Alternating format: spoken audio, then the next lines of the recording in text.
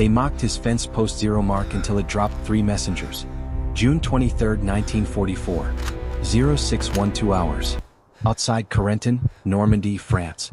The wheat field stretched 400 yards from the American line to the tree line where the German defensive positions held firm. The wheat was knee-high, still green, swaying in the early morning wind that carried the smell of cordite and wet earth. Private First Class Daniel Moss lay prone behind a collapsed stone wall, his Springfield M1903A4 rifle resting on a folded sandbag, his eye pressed to the scope. He had been watching the dirt road that cut through the center of the wheat field for 3 hours. The road was narrow, rutted by vehicle tracks, bordered on both sides by wooden fence posts that had stood there long before the war arrived. The fence posts were old, weathered gray, spaced at irregular intervals, planted by some French farmer decades ago to mark property boundaries that no longer mattered. Moss was 24 years old, raised on a cattle ranch outside Amarillo, Texas. Before the war, he had spent his life working fences, mending posts, calculating distances across open range, and shooting coyotes that threatened the herd. His father had taught him to read terrain, to judge distance by eye, and to understand that accuracy at range was not about expensive equipment but about knowing the land. When Moss enlisted in 1943, the Army tested his marksmanship, saw that he could place 5 rounds inside a 6-inch circle at 300 yards, and assigned him to the 502nd Parachute Infantry Regiment as a designated marksman. He had jumped into Normandy on D-Day, fought through the hedgerows, and survived 2 weeks of close-quarters slaughter that had killed half his company. Now, on the morning of June 23, Moss was tasked with overwatch duty on a section of road that German forces were using to move supplies and personnel between 2 defensive strongpoints. Intelligence reported that German messengers were using the road to carry orders, maps, and radio equipment. The messengers traveled on foot, usually in pairs, moving fast and staying low. They had been spotted 3 times in the past 2 days, always using the same route, always during the early morning hours when mist still clung to the wheat. American command wanted them eliminated. Messengers carried information. Information determined tactics. Tactics decided battles. The problem was distance and variability. The dirt road ran at an angle across the wheat field, meaning that targets could appear anywhere along a 400-yard stretch. A messenger might emerge from the tree line at 50 yards, walk to 100 yards, or continue all the way to 200 yards before turning off the road. Standard sniper procedure required the shooter to estimate the range, adjust the scope elevation, compensate for wind, and fire before the target moved out of the kill zone. At close range, that was manageable. At variable ranges across open terrain with moving targets, it became a series of rushed calculations that introduced error and delay. Moss had watched 2 other snipers attempt the mission over the past 2 days. Both had failed. The first sniper, a corporal from Ohio with formal sniper school training, had fired 4 rounds at a German messenger moving along the road at approximately 180 yards. All 4 shots missed, scattered by incorrect range estimation and scope adjustments made under time pressure. The messenger had sprinted into cover and disappeared. The second sniper, a veteran from the 101st Airborne, had managed to wound a German courier at 120 yards, but the target had crawled into a drainage ditch and been extracted by his squad. Both snipers had been competent, disciplined, and experienced. But the road presented a problem that conventional sniper techniques struggled to solve. Multiple ranges, limited time, and no opportunity for follow-up shots. Moss studied the problem differently. He had grown up shooting across ranch land where targets appeared at unpredictable distances, where coyotes moved fast, and where there was no time to adjust equipment between shots. His solution had always been prepositioning. He would identify likely ranges, zero his rifle for each distance, and mark reference points in the terrain that corresponded to those zeros. When a target appeared, he would recognize which reference point it aligned with, place his crosshair accordingly, and fire without adjustment. The method was fast, intuitive, and required no mechanical changes to the rifle. On the morning of June 21, 2 days before the mission, Moss had walked the perimeter of the American defensive line and studied the wheat field through binoculars. He identified the fence posts along the road and counted them. There were 11 posts visible from his position, spaced at irregular intervals. He used a handheld rangefinder borrowed from the battalion reconnaissance platoon and measured the distance to each post. The nearest post was 54 yards away. The next was 98 yards. The third was 147 yards. The fourth was 203 yards. The distances were approximate, affected by the angle of the road and the slight elevation changes in the terrain, but they were close enough. Moss realized that the fence posts could function as range markers, physical reference points that divided the road into segments of known distance. If he could pre-zero his rifle for each segment and associate each zero with a specific visual alignment between his crosshair and a fence post, he could eliminate the need for scope adjustments during the engagement. The fence posts would externalize the ranging calculation, turning a complex ballistic problem into a simple visual matching exercise. He returned to his firing position and began the process of building what he called his fence post zero mark. He took a scrap of wood from a destroyed ammo crate, cut it into a flat plank, and carved shallow notches along one edge. Each notch represented a specific range and a specific fence post. He labeled the notches with a pencil: 50 yards, 100 yards, 150 yards, 200 yards. Then he began the tedious process of zeroing his rifle for each distance. He started with the 50-yard zero. He aimed at the nearest fence post, adjusted his scope elevation to place the crosshair precisely on the post's top edge, and test-fired a single round at a target he had positioned at the same distance. The bullet struck exactly where the crosshair indicated. He marked the scope's elevation turret position with a piece of tape and carved a corresponding notch in the wooden plank.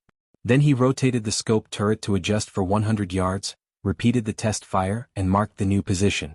He continued the process for 150 yards and 200 yards, building a physical reference guide that translated fence post positions into precise rifle zeros. The entire process took 4 hours. Moss worked methodically, checking and rechecking each zero, confirming that the fence posts aligned correctly with the marked distances. By the time he finished, he had a wooden plank with 4 notches, each corresponding to a specific range and a specific scope setting. He attached the plank to his rifle stock with wire, positioning it where he could see it without moving his head from the scope. The system looked crude, improvised, like something built by a farmer rather than a soldier. But it worked. On the evening of June 21st, Moss demonstrated the fence post zero mark to his squad leader, Sergeant Hayes, a combat veteran from Brooklyn who had been fighting since North Africa. Moss explained the concept, showed Hayes the notched plank, and described how it would allow him to engage targets at multiple ranges without adjusting his scope between shots. Hayes listened in silence, studying the plank, glancing at the fence posts across the wheat field. Then he laughed. It was not a mocking laugh, but the skeptical chuckle of a man who had seen 1,000 improvised ideas fail under fire. "Country math," Hayes said, shaking his head. "You gonna win this war with a chunk of wood and some scratches?" The other soldiers in the squad overheard the exchange and gathered around. They examined the plank, touched the carved notches, and made jokes about ranch boys who thought they could outsmart army doctrine. One soldier, a private from Chicago named Kowalski, suggested that Moss should also carve notches for wind speed and German morale. Another soldier, a machine gunner named Ramirez, asked if the fence posts had been informed that they were now part of the American targeting system. The jokes were good-natured, the kind of humor that soldiers use to break tension, but the underlying message was clear. No one believed that a wooden plank with carved notches would outperform trained sniper techniques. Moss said nothing. He had learned long ago that explanations were less convincing than results. He returned to his position, checked his rifle, and waited for the mission. The mission began at dawn on June 23rd. Intelligence had reported increased German activity along the road during the early morning hours, when mist provided cover and American observation was limited. Moss had been in position since 0400 hours, waiting in the darkness, watching the tree line through his scope. By 0615 hours, the mist had begun to thin, and visibility across the wheat field improved. The fence posts stood out clearly against the green wheat, silent markers dividing the road into segments. At 0621 hours, Moss saw movement at the tree line. 2 figures emerged, walking quickly along the road, moving in the direction of the American position. They wore German field gray uniforms, carried map cases and leather satchels, and moved with the purposeful stride of men on a timed mission. Messengers. Exactly as intelligence had predicted. Moss watched them through his scope. They were approximately 200 yards away when they first appeared, walking directly toward him along the center of the road. He glanced at his fence post zero mark, identified the notch corresponding to 200 yards, and confirmed that his scope was already set to that elevation. He did not need to adjust anything. He simply placed his crosshair on the lead messenger's chest, exhaled slowly, and waited for the distance to close. The messengers continued walking. They moved at a steady pace, covering roughly 3 yards per second, their boots kicking up small clouds of dust from the road. Moss tracked them through his scope, his crosshair centered on the lead target, his breathing slow and controlled. He was not rushing. He was not guessing the range. He was simply waiting for the messengers to reach the fence post that corresponded to his current zero. At 0622 hours, the lead messenger walked past the fourth fence post, the one Moss had measured at 203 yards. Moss squeezed the trigger. The Springfield fired with a sharp crack that echoed across the wheat field. The bullet struck the lead messenger in the upper chest, punching through his sternum and collapsing his right lung. He dropped instantly, his body hitting the dirt road with no drama, no theatrics, just the sudden transition from movement to stillness that marked death at distance. The second messenger froze for a half-second, his brain processing the sound of the gunshot and the collapse of his companion. Then instinct took over. He sprinted forward, running toward the American line rather than retreating, choosing to close distance and reach cover rather than expose himself on the long stretch of road behind him. It was a tactically sound decision, the kind of reaction drilled into soldiers under fire. But it played directly into Moss's advantage. The second messenger ran hard, his boots pounding the dirt, his breath coming in ragged gasps. He covered 30 yards in 8 seconds, moving from the 200-yard mark to approximately 170 yards. Moss tracked him smoothly through the scope, his crosshair following the running figure, his mind calculating the new range based on the fence posts. The messenger passed the third fence post, the one Moss had marked at 147 yards. Moss glanced at his wooden plank, rotated his scope elevation turret to the notch corresponding to 150 yards, and reacquired the target. The entire adjustment took less than 3 seconds. Moss did not need to estimate range, consult a ballistic chart, or perform mental calculations. He simply matched the fence post to the notch on his plank and set the scope accordingly. The fence post zero mark eliminated guesswork, reduced decision time, and allowed him to focus entirely on the fundamentals of marksmanship: breath control, trigger discipline, and smooth follow-through. At 0623 hours, the second messenger reached the third fence post. Moss placed his crosshair on the runner's center mass, accounted for the forward momentum by leading the target slightly, and fired. The bullet struck the messenger in the side, entering just below the ribs and tearing through his liver and diaphragm. He stumbled, took 3 more steps, and collapsed into the wheat beside the road. He tried to crawl, dragging himself forward with his arms, but blood loss shut down his system within 30 seconds. By the time Moss chambered a third round, the second messenger was dead. Moss remained motionless, his eye pressed to the scope, scanning the road and the tree line for additional targets. The wheat field was silent. No other German soldiers appeared. The 2 messengers lay where they had fallen, their bodies visible as dark shapes against the pale dirt road. Moss did not feel triumph or satisfaction. He felt only the quiet focus that came from completing a task efficiently. 2 targets eliminated. 2 sources of German tactical intelligence removed from the battlefield. The mission was successful, but it was not over. For 3 days, German forces continued to use the same road. Intelligence could not determine why the Germans had not adjusted their routes after losing 2 messengers. Perhaps they believed the deaths were random sniper fire, unlucky but not indicative of a pattern. Perhaps they were short on alternatives and had no choice but to accept the risk. Perhaps their communication had broken down and the warning had not reached the units still using the road. Whatever the reason, the Germans kept coming. On the morning of June 24, a single German courier appeared on the road at 0605 hours. He moved cautiously, staying low, pausing frequently to scan the American line. He was alone, carrying a leather dispatch case, moving at a half-crouch that suggested he understood the danger. Moss watched him through the scope, waiting patiently as the courier advanced along the road. The courier walked slowly, covering the distance in careful increments, checking his surroundings after every few steps. When the courier reached the second fence post, the one Moss had marked at 98 yards, Moss adjusted his scope to the 100-yard zero using the notch on his wooden plank. The adjustment was instantaneous, requiring no thought, no calculation, no hesitation. Moss placed his crosshair on the courier's head, compensated for the slight crosswind by aiming 2 inches left of center, and fired. The bullet struck the courier just above the left eye, killing him instantly. His body fell forward into the wheat, disappearing from view. Moss chambered another round and continued scanning, but no additional targets appeared. 3 kills. 3 different ranges. 90 seconds of total engagement time spread across 2 days. 0 missed shots. 0 scope adjustments made under time pressure. The fence post zero mark had performed exactly as designed, turning a complex variable range engagement into a series of simple visual matching exercises. Moss had not needed to estimate distance, calculate bullet drop, or adjust for elevation on the fly. He had simply identified which fence post the target was near, matched it to the corresponding notch on his plank and fired. Word of the technique spread quickly through the battalion. Soldiers who had witnessed the kills began asking Moss about the fence post 0 mark, wanting to understand how a piece of carved wood could improve accuracy.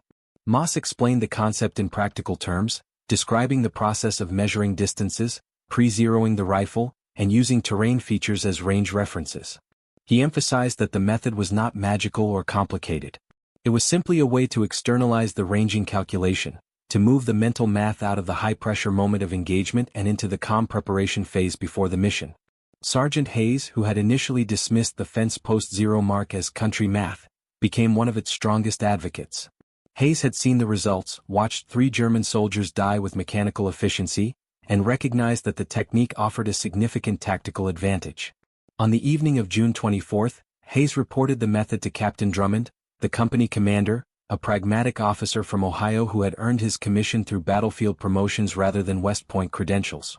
Drummond listened to Hayes's description, asked detailed questions about the execution, and requested a demonstration. The following morning, Moss set up a series of targets at 50, 100, 150, and 200 yards and engaged each one using the fence post 0 mark.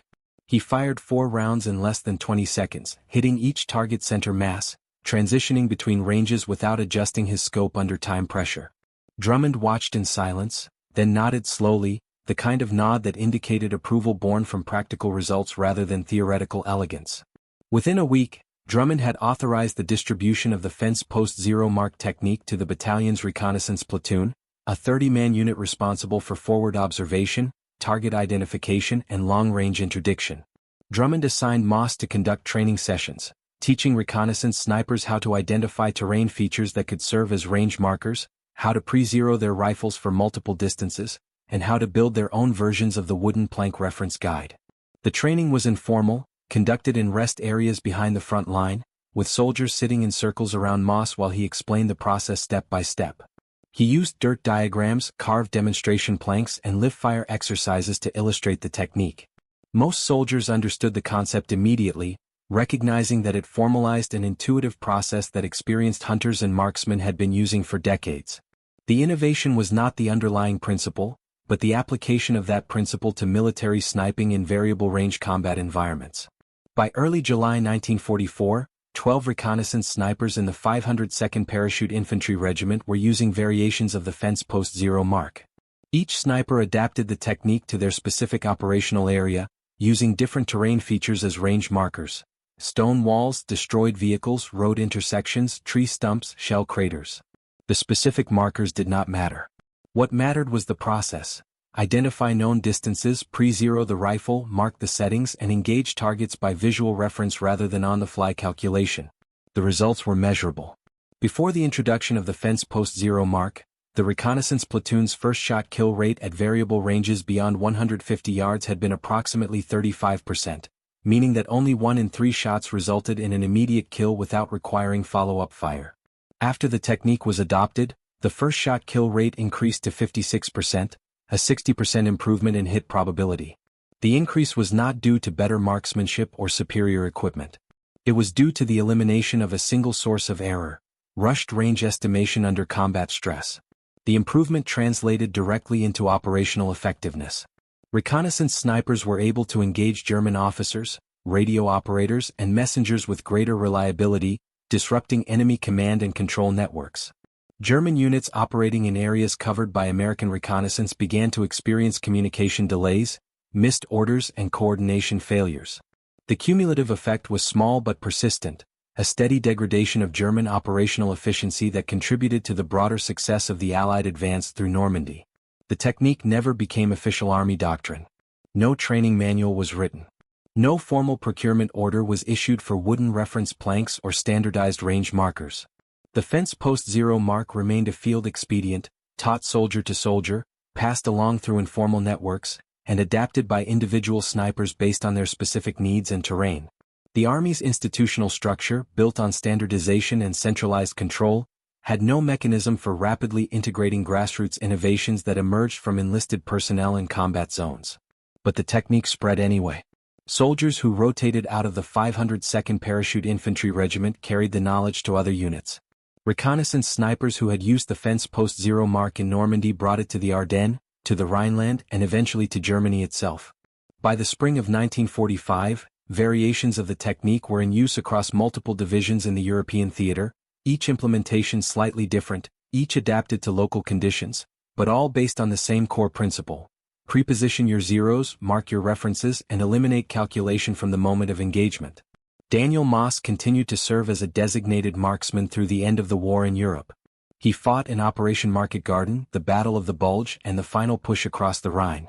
He was promoted to corporal in August 1944 and to sergeant in January 1945, both promotions based on his tactical effectiveness and his contributions to reconnaissance operations. He was wounded twice, once by shrapnel during an artillery barrage near Eindhoven and once by a bullet that grazed his left shoulder during a firefight in the Hurtgen forest. Both wounds were superficial, requiring only field medical treatment and brief rest before he returned to duty. When the war ended in May 1945, Moss was in Bavaria, attached to a reconnaissance unit conducting surrender negotiations with isolated German formations. He had survived 11 months of continuous combat, fired over 400 rounds in anger, and recorded 37 confirmed kills. He had never been formally recognized for the fence post zero mark. No commendation was issued. No medal was awarded. The technique was simply absorbed into the informal body of knowledge that combat soldiers passed among themselves, another small piece of practical wisdom earned through necessity and shared through experience. Moss returned to the United States in July 1945 and was discharged from the Army in September with an honorable service record, a combat infantryman badge, a Purple Heart with one oak leaf cluster, and a deep reluctance to discuss what he had seen and done. He returned to Texas, took over the management of his family's ranch, and spent the next 45 years raising cattle, mending fences, and teaching his sons how to shoot. He rarely spoke about the war. When asked, he would say only that he had been a paratrooper, that the fighting had been hard, and that he was grateful to have survived. In 1978, a military historian researching sniper tactics in World War II discovered references to the fence post zero mark in archived after-action reports from the 502nd Parachute Infantry Regiment. The historian tracked down several veterans who had served in the reconnaissance platoon, conducted interviews, and eventually located Daniel Moss in Amarillo. Moss was 58 years old, still working the ranch, still shooting coyotes when they threatened the herd. The historian asked him about the fence post zero mark, the kills on the road outside Corentin, the impact on the reconnaissance platoon. Moss confirmed the story, provided technical details, and expressed mild surprise that anyone considered it noteworthy. "It wasn't complicated," Moss said during the interview, which was recorded and later archived at the United States Army Heritage and Education Center. "You just had to know your distances and trust your marks. Same thing I'd been doing since I was 12 years old, shooting varmints on the ranch. The fence posts were already there. I just put them to use." The historian published a paper in 1982 titled, Field Expedient Range Estimation Techniques in Airborne Operations, 1944 to 1945. The paper included excerpts from the interview, diagrams of the fence post zero mark system, and statistical analysis of the reconnaissance platoon's improved kill rates. The paper circulated quietly through military education institutions and sniper training programs. Some instructors incorporated the principle into their curriculum, teaching students to identify terrain-based range markers and pre-zero their rifles for anticipated engagement distances. The technique was never officially adopted, but the underlying concept, externalized range calculation through prepositioned references, became a recognized element of advanced marksmanship training. Daniel Moss died in 2003 at the age of 83. His obituary in the Amarillo Globe News mentioned his service as a paratrooper in World War II but did not reference the fence post zero mark or the kills on the road outside Corentin. His ranch, which had been in his family for 3 generations, was sold to a neighboring landowner. The original wooden plank with the carved notches, the one he had built in June 1944 and carried through 11 months of combat, was lost decades earlier, likely discarded as scrap during one of the many moves and reorganizations that followed the war. No museum holds it. No archive preserves it. The innovation survives only in written records, oral histories, and the memories of soldiers who understood that survival often depended on simple solutions to complex problems. The story of the fence post zero mark is a story about the gap between doctrine and reality, about the moment when formal training proves insufficient and soldiers must improvise using the knowledge they bring from civilian life. Daniel Moss was not a formally trained sniper. He had not attended specialized schools or studied advanced ballistics. But he understood distance, terrain, and the practical mechanics of accurate shooting because he had grown up in an environment where those skills were necessary. When the Army's standard techniques failed to solve the problem of variable range engagement, Moss applied the methods he had learned as a rancher and built a tool that worked. The innovation was not technological. It did not require new equipment, advanced materials, or engineering expertise. It was conceptual, a different way of thinking about the problem. Instead of treating each shot as an isolated calculation, Moss pre-calculated the solutions and embedded them in the terrain. He turned the battlefield itself into a reference system, using existing features to guide his weapon. The fence posts became his ballistic computer, his external memory, his tactical advantage. The technique was forgotten because it was built by an enlisted man with no authority, no institutional backing, and no interest in recognition. But it was real. It worked. And for the soldiers who used it in Normandy, in the Ardennes, and in Germany, it was the difference between hitting the target and missing, between completing the mission and failing, between living and dying. The lesson is this: wars are not won solely by superior technology or overwhelming force. They are won by the accumulated ingenuity of individual soldiers who see problems clearly, who trust their own experience over official procedure, and who have the courage to implement solutions even when others dismiss them as country math. Daniel Moss, a ranch boy from Texas who joined the Army to fight tyranny, became one of those soldiers. He saw a road. He measured the distances. He carved the notches. He took the shots. 3 messengers fell. The reconnaissance platoon improved. And dozens of American soldiers lived to see the end of the war because one man refused to accept that complexity required complicated solutions.